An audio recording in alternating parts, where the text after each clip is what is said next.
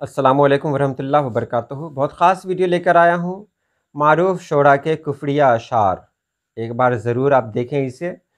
इन अशार को पढ़कर वाकई आपको शोरा से नफ़रत हो जाएगी, सभी से नहीं जिन लोगों ने इस तरह के अशार कहे हैं, क्योंकि ये सारे अशार बहुत ही घटिया किस्म के हैं। बहुत ही क्या कह सकता हूँ मैं, जब आप मिसालें देखेंगे तो ख़ुद इसका अंदाज़ा लगाएंगे। जैसे एक मिसाल यहाँ पर है, क़यामत की धमकी, अज़ाबों का डर, अभी तक खुदा से हुआ कुछ नहीं। कितना अजीब शेर है, कितना घटिया शेर है।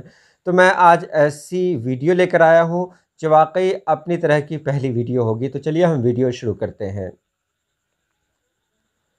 सबसे पहले मैं आपको एक वाक़या सुनाना चाहता हूँ।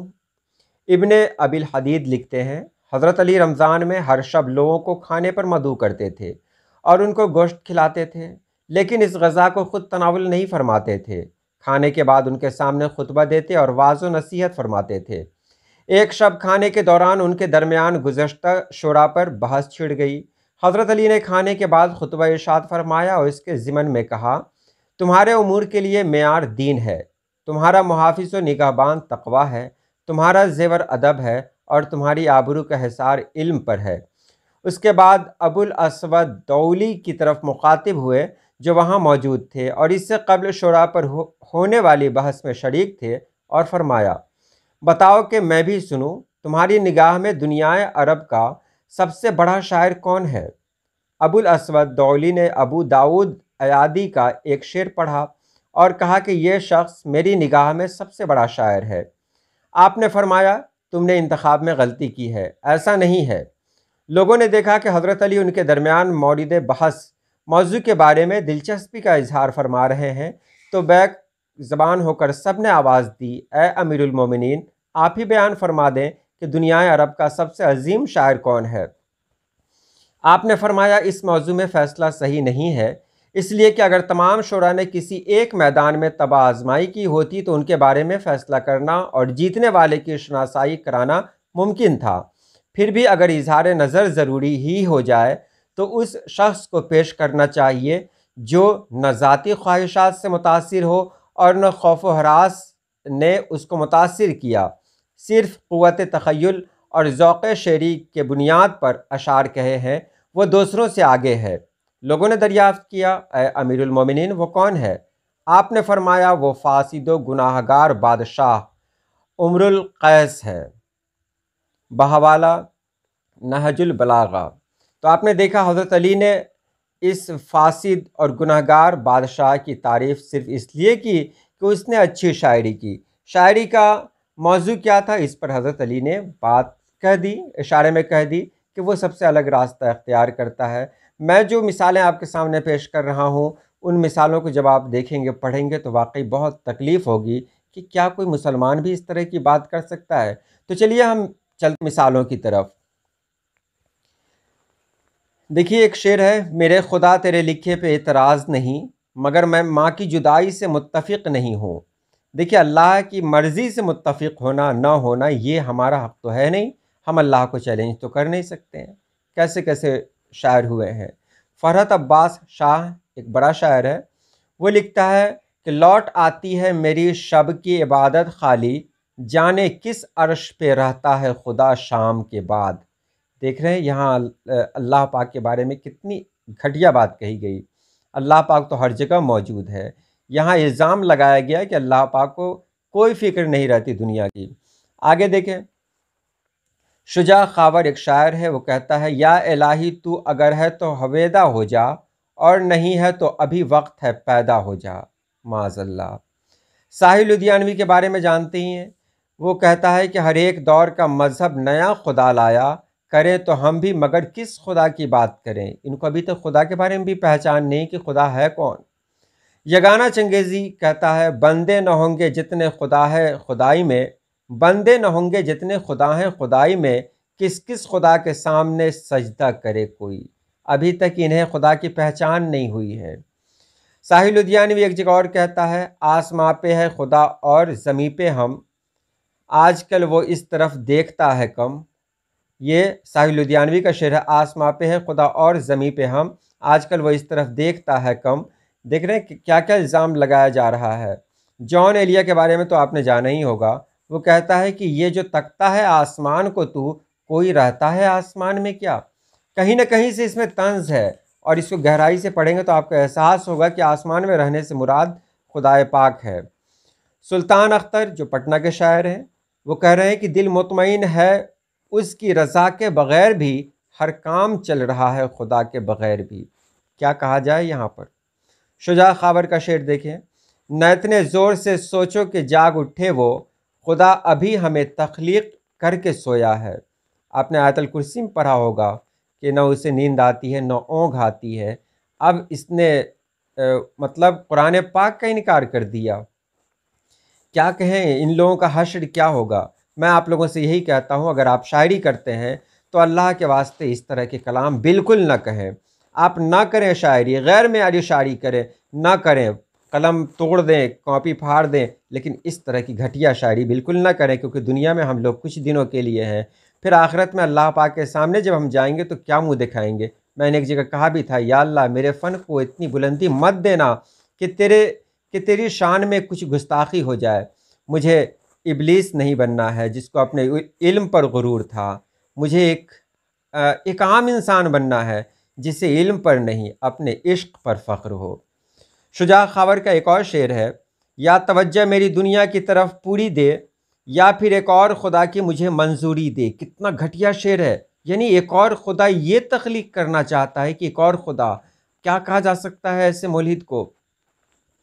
اب آگے دیکھیں، میں نے بھی ایک بنائی ہے دنیا یہاں سے دور، میں نے بھی ایک بنائی ہے دنیا یہاں سے دور، ایسا بھی ایک جہان ہے جس کا خدا ہوں میں۔ اختر انصاری خود کو خدا بتا رہا ہے۔ سلطان اختر کا ایک اور شعر ہے، اسے بھی اپنی انا پر بہت بھروسہ ہے، مجھے بھی خوف نہیں ہے کسی خدا کا اب۔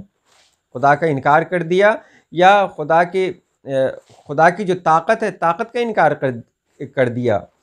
اس کے بعد عرفان صدیقی کا شعر ہے، حق فتح یاب میرے خدا کیوں نہیں ہوا، تو نے کہا تھا تیرا کہا کیوں نہیں ہوا۔ اب دیکھ رہے ہیں یہاں پر اللہ پاک نے کہا اللہ پاک کی بات جھوٹی، یہ الزام لگا رہا ہے کہ اللہ پاک کی بات جھوٹی ہے۔ اللہ پاک کے راز کو کون سمجھے گا؟ وہی سمجھے گا جس کا دل اللہ پاک اس لائق بنائے۔ اس کے بعد دیکھیں، اقبال حیدر ہے، وہ کہتا ہے، کون جانے اب خدا اس کو، کون جانے گا اب خدا اس کو، جس کی ہر بات آدمی سی ہے۔ اس کے بعد ارتضیٰ نشاط، قیامت کی دھمکی عذابوں کا ڈر، ابھی تک خدا سے ہوا کچھ نہیں۔ دیکھتے ہیں نا، ایک بچہ جو کھیل میں کہتا ہے نا کہ تو میرے ساتھ کیا کر لے گا، بس دھمکی دے رہا ہے۔ دیکھ رہے ہیں وہی الزام یہ نالائق اللہ پاک پہ لگا رہا ہے۔ اس کے بعد بشیر بدر بھی کم نہیں ہے، سویرے میری ان آنکھوں نے دیکھا، خدا چاروں طرف بکھرا پڑا ہے۔ بکھرا پڑا یہ برا لگتا ہے، چاروں طرف خدا موجود ہے، لیکن یہ ترکیب جو لائے انہوں نے، بکھرا پڑا، کوئی مطلب اچھی چیز یہاں پر ظاہر نہیں ہو رہی ہے، اس لیے یہ برا ہے۔ اس کے بعد ندا فاضلی، دعا کے ہاتھ پتھر ہو گئے ہیں، خدا ہر ذہن میں ٹوٹا پڑا ہے۔ اس نے خدا کو توڑ دیا، یہاں بھی کتنی گھٹیا ترکیب خدا کے ساتھ ہے۔ آگے دیکھیں گے، نہ دن کے بعد سکون ہے نہ چین رات کے بعد، خدا ملول ہے تخلیق کائنات کے بعد۔ دیکھ رہے ہیں اللہ پاک اداس ہے دنیا کو بنا کر، کیسی بات کر رہا ہے؟ اللہ پاک تو سب کچھ جانتا ہے، اللہ پاک تو سمیع بصیر ہے، سب کچھ جاننے والا ہے، آخر اس سے کیا غلطی ہو سکتی ہے؟ معاذ اللہ، توبہ استغفار۔ اس کے بعد ظفر گورکھپوری ہے، میں دونوں کے بیچ میں پڑھ کر کانچ کی صورت ٹوٹ گیا، ایک چٹان سی بے حس دنیا اور خدا ایک پتھر جیسا۔ یہ ظفر گورکھپوری کا شعر ہے۔ کیا کہیں گے آپ ایسے شعراء کو؟ ضرور کامنٹ باکس میں لکھیں، اور کہیں کہ ادب ایک الگ چیز ہے، لیکن اس ادب پہ لعنت ہے جو ادب خدا کے شان میں گستاخی کرے، اس ادب پہ لعنت ہے جو ادب کہیں نہ کہیں سے ہم کو ملحد قرار دے دے۔ بشیر بدر کے اور بھی اشعار ہیں، دیکھیں، یاد اب خود کو آ رہے ہیں ہم، کچھ دنوں تک خدا رہے ہیں ہم خدا بن کے آئیں گے ورنہ، ہم سے مل جاؤ آدمی کی طرح۔ کیا کیا شعر کہنے والوں نے کہا ہے۔ ندا فاضلی، راکشس تھا نہ خدا تھا پہلے، راکشس ہندی میں ہوتا ہے، اردو میں راکشش ہوتا ہے۔ تو راکشش تھا نہ خدا تھا پہلے، آدمی کتنا بڑا تھا پہلے، یعنی آدمی کو خدا سے بڑا کر دیا۔ قیصر الجعفری کا شعر ہے، اگر دشوار ہو جائے خدائی، مجھے آواز دے لینا خدایا۔ دیکھیے خدا کو پھر چیلنج دیا گیا کہ اگر دنیا تمہارے کنٹرول میں نہیں ہے تو مجھے بلا لینا، میں دنیا کو کنٹرول کر دوں گا۔ کتنا گھٹیا شعر ہے۔ شہزاد احمد کا شعر ہے، دیکھ اب اپنے حیلے کو فنا ہوتے ہوئے، تو نے بندوں سے لڑائی کی خدا ہوتے ہوئے۔ دیکھ رہے ہیں اللہ پاک پہ الزام آ رہا ہے۔ غالب نے بھی تو کمال کر دیا، ہم کو معلوم ہے جنت کی حقیقت، لیکن دل کے بہلانے کو غالب یہ خیال اچھا ہے۔ غالب صاحب نے جنت کو ہی مطلب جھٹلا دیا۔ جنت کو جھٹلانے کا مطلب ہے قرآن پاک کو جھٹلانا، قرآن پاک کو جھٹلانے کا مطلب ہے نبی پاک صلی اللہ علیہ وسلم کو جھٹلانا، اللہ پاک کو جھٹلانا، سب کو جھٹلانا۔ جو سب کو جھٹلا دے اس کو کیا کہیں گے؟ ایک بات میں یہ کہہ دوں کہ کافر معنی ہوتا ہے یہ جھٹلانے والا۔ کافر اسی کو کہتے ہیں جو جھٹلا دے، اور جو اس کے جو معنی ہمارے سامنے ہے، مفہوم ہمارے سامنے ہے، جو خدا کا انکار کر دے۔ اصل مطلب ہے کافر، کافر مطلب جھٹلانے والا۔ جیسے جو دن کو رات کہہ دے وہ کافر ہے، جو صبح کو شام کہہ دے وہ کافر ہے، جو پانی کو آگ کہہ دے وہ کافر ہے۔ تو یہ تو مطلب ہوا، لیکن مفہوم اس کا جو ہے وہ آپ بخوبی جانتے ہیں۔ غالب کا دوسرا شعر ہے، طاعت میں تار ہے نہ میں انگبی کی لاگ، دوزخ میں ڈال دو کوئی لے کر بہشت کو۔ کیا کہوں میں یہ، آگے دیکھیں۔ ستائش گر ہے زاہد اس قدر جس باغ رضواں کا، وہ ایک گلدستہ ہے ہم بے خودوں کے طاق نسیاں کا۔ یہ غالب کا اشعار ہے۔ جوشش کہتا ہے، چشم وحدت سے گر کوئی دیکھے، بت پرستی بھی حق پرستی ہے۔ معاذ اللہ کیا کہا جائے یہاں پر۔ بہادر شاہ ظفر کے اس شعر کے ساتھ میں یہ ویڈیو ختم کروں گا۔ میں وحدت کی ہم کو مستی ہے، بت پرستی خدا پرستی ہے۔ علامہ اقبال نے ایک شعر میں سب کچھ واضح کر دیا کہ آنکھ والا تیری قدرت کا تماشا دیکھے، دیدے کور کو کیا ہے نظر کیا دیکھے۔ ادب الگ چیز ہے، علم الگ چیز ہے۔ علم پہ کبھی بھی فخر نہیں کریں، غرور نہیں کریں، کیونکہ علم شیطان کو بھی تھا، ابلیس کو بھی تھا۔ عشق پر اگر کہیں آپ کو فخر کرنا ہے تو فخر کریں۔ تو آج کے لیے اتنا ہی۔ کمنٹ باکس میں ضرور لکھیں گے یہ ویڈیو آپ کو کیسی لگی۔ اس طرح کے اچھوتے مضامین میں آپ کے سامنے لاتا ہوں۔ تھوڑی سی تاخیر تو ہوتی ہے کیونکہ میں کوئی ادھر ادھر کی بات پیش کرنا نہیں چاہتا، کوشش کرتا ہوں کہ کچھ ایسی ویڈیوز لاؤں جو اپنی طرح کی اکیلی ہو، یعنی یونیک ہو۔